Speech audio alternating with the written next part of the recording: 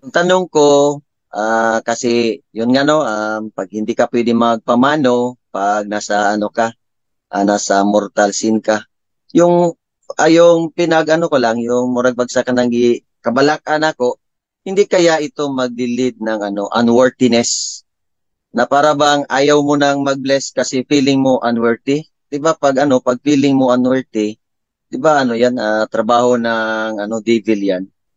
At saka yung pag bless kasi para sa akin is this act of ano 'yun, trabaho 'yun ng Holy Spirit. Regardless naman 'yun kung ano yung kasalanan mo, 'di ba? Trabaho naman 'yun ng ano ng Holy Spirit na nagre-rely ka sa grace ng God through the Holy Spirit. That is why binibless mo yung tao. Hindi naman siguro 'yun ano um kumbaga binawaliwala mo yung ano yung kasalanan mo. Bali, hindi mo tiningnan yung kasalanan mo, kundi yung ano, yung ano, yung purpose mo, bakit mo siya binibless. Yan po kasi kang tingin ko, halimbawa hindi ka naman nakapagkumpisal tapos yung tao kailangan mo siya i-bless kasi mamamatay na, halimbawa ganun. Pero ayaw mo talaga mag-bless kasi feeling mo unworthy ka. Parang sa tingin ko kasi kung yung unworthiness kasi parang kung minsan hindi naman all the time, isa rin yung ano, yung mga gawa ng evil na ayaw mo magsabi kasi feeling mo unworthy ka. Yan lang po.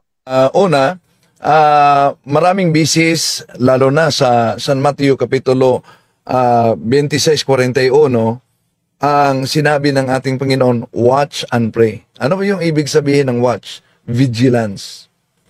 Inulit-ulit talaga ng ating Panginoong Isos, vigilance. Kung nakita mo na unworthy ka dahil daladala mo yung kasalanan na yan, ba't di agad pagsisihan at mangumpisal at gawin ang reparation to the damage? Yun ang dahilan kung bakit magiging unworthy. Dahil alam mo ang kasalanan na dalang-dala mo.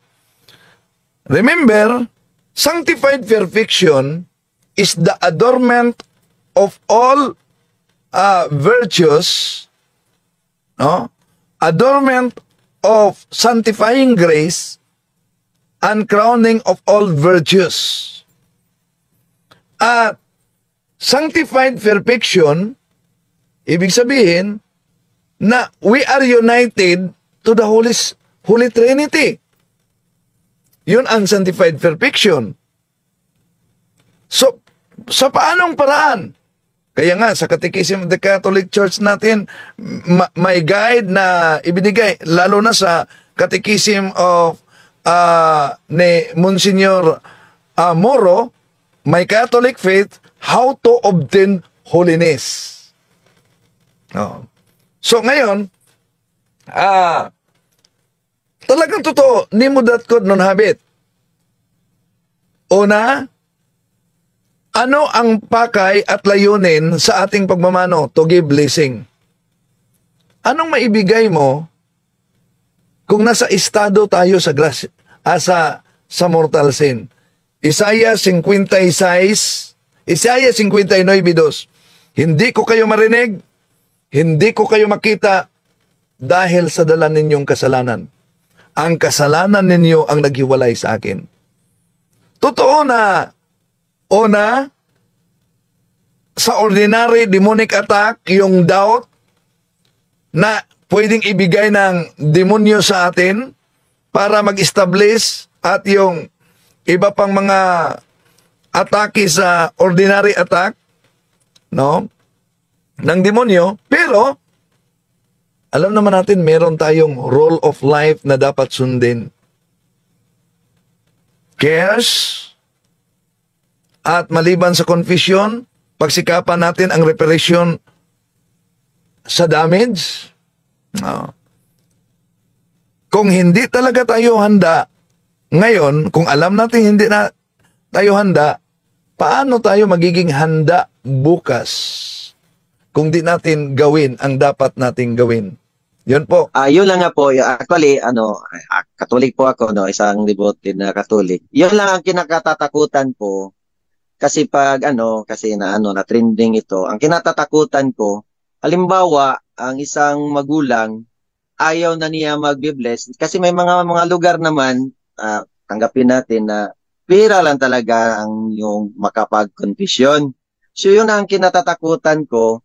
Halimbawa yung magulang kasi feeling na niya unworthy na siya kasi may kasalanan siya, hindi siya nakakonfess, hindi na siya magbe-bless.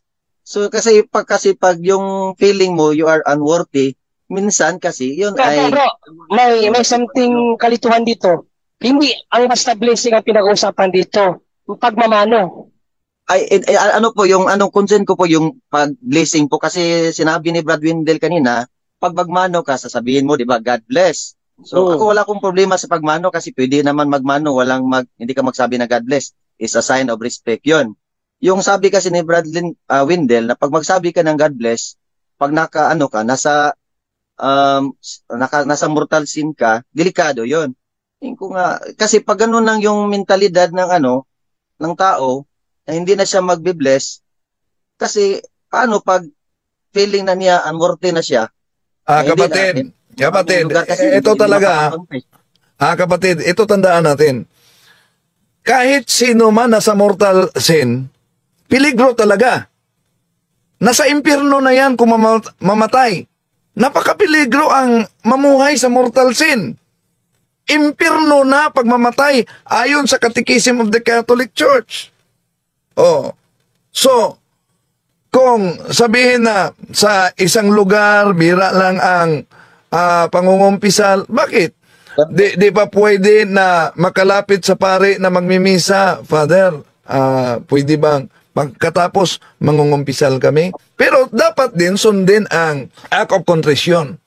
Kahit nga ang paggamit sa mga sacramentals, may kondisyon yan.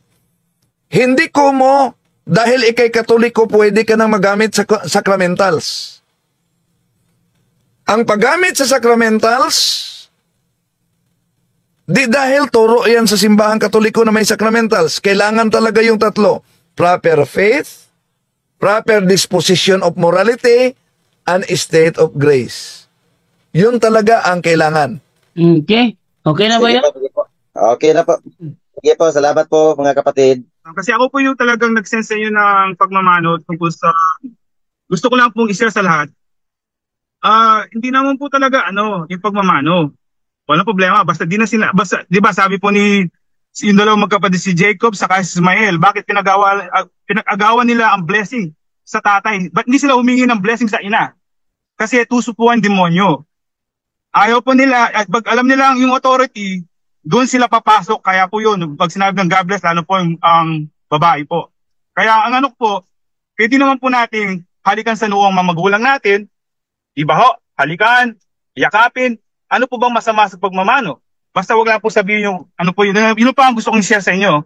Kasi dito, sa lalat, yung mga nasa Amerika po, meron po kaming radio station, 7:30 AM, Catholic, tinuturo po yan. Sinasabi po yung lay hands, lalo ng delikado, epekto po raw yung pong yung epekto po raw, marami po yung killer, magnanakaw, bakla, tomboy. Kaya po, yun lang, share po sa inyo.